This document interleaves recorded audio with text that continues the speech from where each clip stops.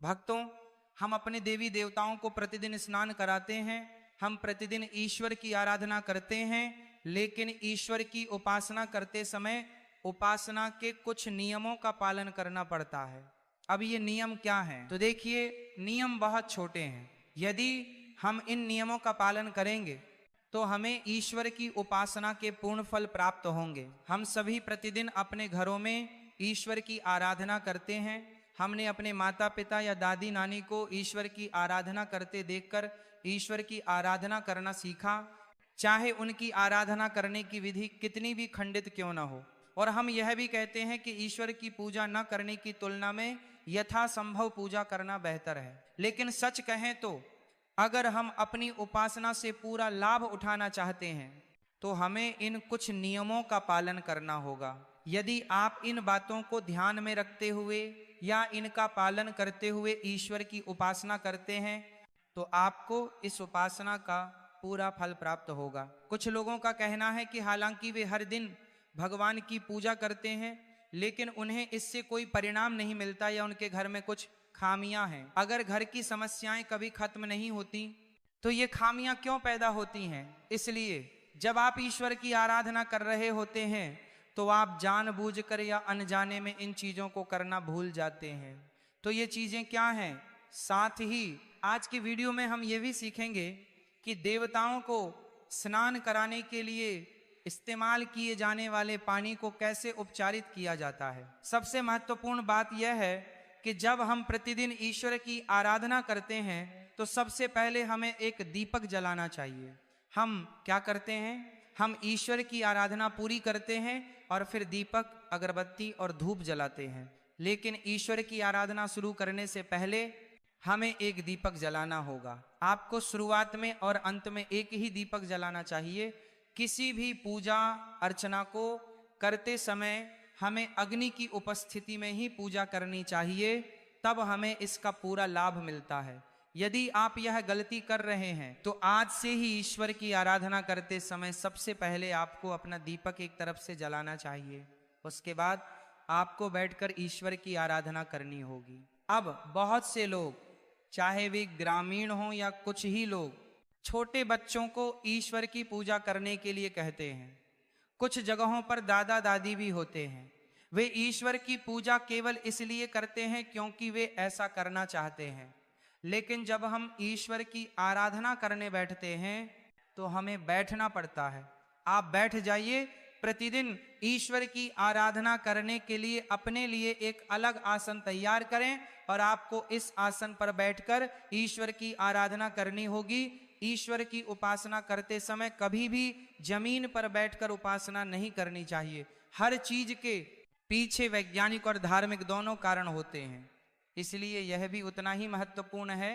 हम कहते हैं चलो चलते हैं, हर जगह ठंड है, मैं बैठकर ईश्वर की आराधना करना चाहता हूं। इसमें 5 से 10 मिनट का समय लगता है। अगर आप नहीं बैठते तो क्या होता? लेकिन ऐसा मत करो। ये भी एक ऐसी गलती है जो हम अनजाने में कर बैठते हैं और इसके लिए हम भी जिम्मेदार हैं। इसका असर हमारे घर पर पड़ता है और हमारे परिवार के हर सदस्य को इसके परिणाम भुगतने पड़ते हैं। फिर ईश्वर की आराधना करते समय बैठ जाइए। इसके बाद जब हम देवताओं की पूजा करते हैं तो पूजा के बाद उन्हें कौन सा स्नान जल अर्पित किया जाता है या हमें देवताओं को कैसे स्नान कराना चाहिए? देखो हम क्या करते हैं। एक बड़ा कटोरा लें। इसके लिए एक बड़ा कटोरा या तमहन, एक प्रकार का बर्तन चाहिए। इसमें पानी डाला जाता है और सभी देवता उसमें लीन होकर स्नान करते हैं। लेकिन बहुत से लोग देवताओं के स्नान को इसी तरह से याद करते हैं, इसलिए हम ऐसा नहीं करना चाहते। या आप क्या करते हैं, आप एक कटोरा या बर्तन लेते, उसमें सभी देवताओं को रखें और उन सभी देवताओं पर तांबा और पानी डालें। इसलिए हम गलती से भी देवताओं को इस तरह का स्नान नहीं कराना चाहते। इससे हम पूरी तरह से दोषी साबित होते हैं।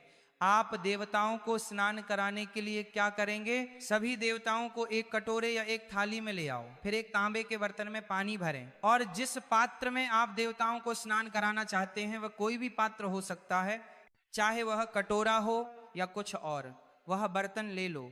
इसके बाद हमें अपने बाएं हाथ में भगवान की मूर्ति धारण करनी होगी और आपको अपने दाहिने हाथ में पानी से भरा तांबे का बर्तन पकड़ना होगा और इसी दाहिने हाथ से आपको अपने बाएं हाथ में रखी मूर्ति पर पानी डालना है। यदि आपके घर में भगवान गणेश की यह मूर्ति पहले से मौजूद है तो सबसे पहले भगवान गणेश को स्नान कराएं, या फिर आप इस मूर्ति को उस बर्तन में रखकर ऊपर से पानी डाल सकते हैं। इस मूर्ति को दाहिने हाथ से ठीक से धोना या स्नान कराना चाहिए।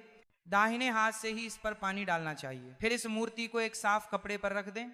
फिर दूसरी मूर्ति ले लें, इसे अपने हाथ में पकड़ें और अपने दाहिने हाथ से इस मूर्ति पर जल डालें। इस मूर्ति को अपनी उंगली से रगड़ें। इस तरह आप एक मूर्ति बनाकर उसे पानी से स्नान करा सकते हैं, या फिर आप एक छोटे कटोरे में एक छोटा गिलास ले सकते हैं, संजो कर रखना, मूर्ति को उस पर रखें और फिर स्नान करें। या फिर आपको एक छोटा सा टुकड़ा या एक छोटा सा वर्ग मिलता है, इसे लें और आप उस कपड़े को उस पात्र में रख सकते हैं और उस कपड़े पर मूर्ति रखकर प्रत्येक देवता को स्नान करा सकते हैं। आप कभी भी देवताओं के साथ स्नान नहीं करना चाहेंगे। उदाहरण के लिए, क्या हम अपने घर में एक साथ स्नान करते हैं? क्या सभी लोग एक ही बाल्टी में नहाते हैं? यही है ना। इसी प्रकार देवता भी हमसे यही अपेक्षा करते हैं। इसमें थोड़ा अधिक समय लग सकता है, लेकिन हमें ईश्वर की उपासना इस इरादे से करनी चाहिए कि हम अपनी उपासना का पूरा फल प्राप्त कर सकें। इसके आरफ देखिए, जिस जल से हम देवताओं को स्नान कराते थे, आज भी कई स्थानों पर उसी जल से तुलसी को स्नान कराया जाता है। इसलिए हम अनजाने में यह गलती नहीं करना चाहते। माता तुलसी की एक अनूठी पवित्रता है, वह एक स्वतंत्र देवी है। तुलसी को देवी लक्ष्मी का दूसरा रूप कहा जाता है। इसलिए भगवान की पूजा में प्रयुक्त जल को कभी भी तुलसी पर न डालें, इसीलिए हमें भी दोषी ठहराया जाता है। अब आप देवताओं के स्नान के इस जल को एक बड़े पेड़ के नीचे डाल सकते हैं। यदि आपके पास फूलों के गमले या अन्य पौधे हैं तो आपको ये सारा पानी थोड़ा थोड़ा करके उनमें डालना होगा। आपको इस पानी को कभी भी सड़क या फुटपाथ पर नहीं डालना चाहिए, या फिर आप इस पानी को अपने वॉश बेसिन में भी नहीं डालना चाहते, या फिर हम इस तरह से पानी नहीं डालना चाहते जिससे किसी के पैरों के नीचे पानी आ जाए। इसलिए हो सकता है कि इस जल क्षेत्र में कुछ स्थानों पर अब पेड़ ना हो या कुछ लोग फ्लैटों में रह रहे हों। अगर उनके पास पेड़ या गमले नहीं हैं तो वे आपके फ्लैट में आएंगे और आपके चारों ओर बड़े बड़े पेड़ लगा देंगे। यदि आपके पास बगीचा है तो आपको इस पानी को वहां मौजूद बड़े पेड़ों की जड़ों में डालना चाहिए, या फिर वे लोग जो वहां नीचे रहते हैं लेकिन उनके पास कोई पेड़ नहीं है तो ये पानी उनके आसपास के पेड़ों के नीचे ही होना चाहिए। देखना, इससे हमें इन देवताओं के जल की पवित्रता बनाए रखने में मदद मिलती है। सबसे महत्वपूर्ण बात यह है कि ईश्वर की आराधना के लिए हमें किस प्रकार का और कौन सा जल ग्रहण करना चाहिए। कई जगहों पर नहाने से पहले इस पानी को भरा जाता है और आप इस पानी का उपयोग पूजा अर्चना के लिए करते हैं। इसलिए हम ऐसा नहीं करना चाहते। आपको स्नान करना चाहिए, फिर आपको इसे पानी से भरना होगा, वह जल जिसे आप पूजा के लिए ग्रहण करते हैं। मैं उस पानी को साफ करना चाहता हूँ। आपको नहाने के बाद इस पानी को फिर से भरना होगा। जिन लोगों को 4-5 दिनों के बाद या अभी अभी पानी दिखाई दे रहा है, उन्हें क्या करना चाहिए? तो फिर वे इस पानी में प्रतिदिन कैसे नहाते होंगे? इसीलिए जिस दिन आपको पानी मिले उस दिन आप स्नान कर सकते हैं और उस पानी को एक बर्तन या घड़े में रख सकते हैं, जिसे आप अपने देवता के मंदिर के एक तरफ अपने अलग देवता के लिए भर सकते हैं। और प्रतिदिन स्नान करने के बाद आप इस जल का उपयोग अपने मंदिर में देवताओं की पूजा करने के लिए कर सकते हैं। अब जिनके ऊपरी टैंकों में पानी भरा हुआ है, वे क्या करेंगे यदि पानी सीधे उनकी रसोई में आ जाए? इसलिए उनके पास उन्हें देखने के अलावा कोई विकल्प नहीं है, तो उन्हें क्या करना चाहिए? इसीलिए स्नान करने के बाद वे सबसे पहले नल से पानी निकाल देते थे और उसे देवता की पूजा के लिए रख लेते थे। यदि आपके पास गंगा जल है तो आप उसमें गंगा जल की 2 बूंदें मिलाकर देवताओं को स्नान करा सकते हैं। इसलिए हमें बिना स्नान किए गलती से भी देवताओं के लिए पानी नहीं भरना चाहिए।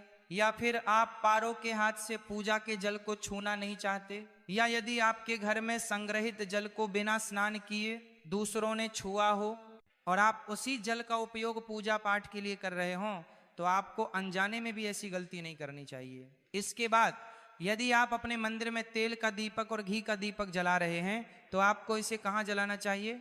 यदि आप तेल का दीपक जला रहे हैं तो आपको उसे ईश्वर के बाईं ओर रखना चाहिए, और यदि आप घी का दीपक जला रहे हैं तो उसे भगवान के दाहिनी ओर रखें। इसका अर्थ यह है कि आपको अपने बाएं हाथ में घी का दीपक रखना चाहिए और आप अपने दाहिने हाथ में एक तेल का दीपक रखना चाहते हैं। इसके बाद हमें देवताओं को अर्पित किए गए फूलों को सूखने के बाद कभी भी अपने घरों में नहीं रखना चाहिए, हमें इसे तुरंत ठिकाने लगाना होगा, या फिर आप इन फूलों को किसी पेड़ के नीचे या अपने किसी गमले में दबा सकते हैं। तो देखिए, वह भी एक प्रतिभाशाली व्यक्ति थे और इसका उचित निपटान भी किया जाता है। और हमें देवताओं के फूलों को कभी भी कूड़ेदान में या इधर उधर नहीं फेंकना चाहिए, नहीं उन्हें रौंदना चाहिए, इससे भी हमें कष्ट होता है। अब देवताओं के मामले में चाहे कितनी भी चीजें हों, चाहे कितनी भी वस्तुएं हों, हमें इस पवित्रता को बनाए रखना होगा। ऐसे फूलों को गलती से भी अपने घर में न रखें और ना ही उन्हें घर के किसी भी कोने में फेंक दें। इसमें हमें थोड़ा समय लगता है, लेकिन हमें इसे वहीं रखना होगा जहां यह होना चाहिए।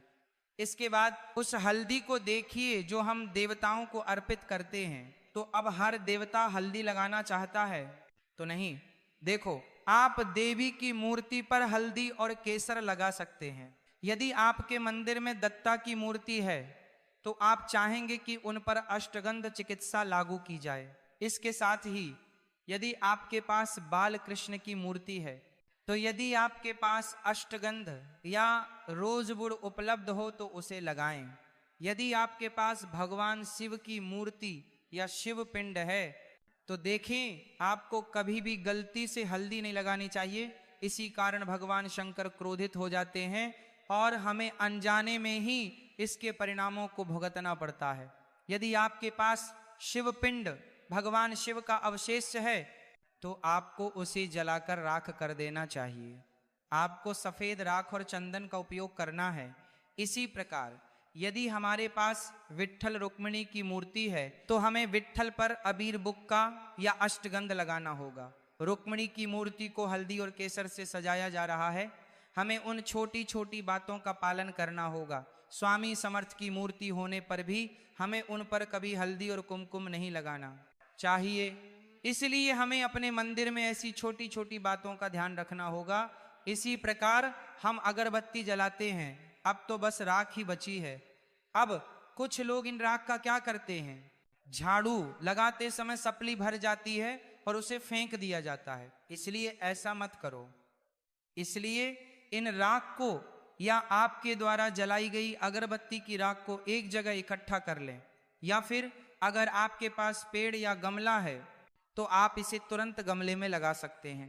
इसका प्रयोग उर्वरक के रूप में भी किया जाता है और इसका उचित निपटान भी किया जाता है। इससे हमें कोई समस्या नहीं होती। इसी प्रकार हमें देवताओं को कभी भी बासी फूल नहीं चढ़ाने चाहिए। अब कभी कभी हम फूल लाते हैं और उन्हें फ्रिज में रख देते हैं, अगले दिन उसमें फूल खिल जाते हैं। वे फूल फ्रिज में रखने पर भी ताजे रहते हैं। तो अगर आप इस तरह से फूल लेकर चलते हैं तो ये काम करता है, लेकिन हमें देवताओं को सूखे फूल कभी नहीं चढ़ाने चाहिए। इसी प्रकार यदि फूल हमारे हाथों से गिरकर जमीन पर आ जाएं तो हमें उन फूलों को कभी भी देवताओं को अर्पित नहीं करना चाहिए। आप उन फूलों को एक तरफ फेंक सकते हैं, उसे भी देखो। हमें गलती से भी टूटे फूटे सड़े हुए फूल या सूंघे हुए फूल देवताओं को अर्पित नहीं करने चाहिए, क्योंकि कुछ जगहों पर तो स्थिति ही देख लीजिए। यहाँ छोटे बच्चे हैं, जब उन्हें फूल लाए जाते हैं तो वे उन्हें सूंघने के आदी हो जाते हैं, और हम क्या करें, वही फूल भगवान को अर्पित किए जाते हैं। इसलिए हम गलती से भी ऐसा नहीं करना चाहते। फूल ले जाते समय उन्हें कभी भी हाथ में नहीं लेना चाहिए। हम फूलों को थाली में रखकर ले जाना चाहते हैं और फिर उसे एक एक करके सभी देवताओं को फूल चढ़ाने होते हैं। इसलिए ऐसी कई छोटी छोटी चीजें हैं जो हम अनजाने में कर देते हैं और इसीलिए हम उनके लिए दोषी ठहराए जाते हैं।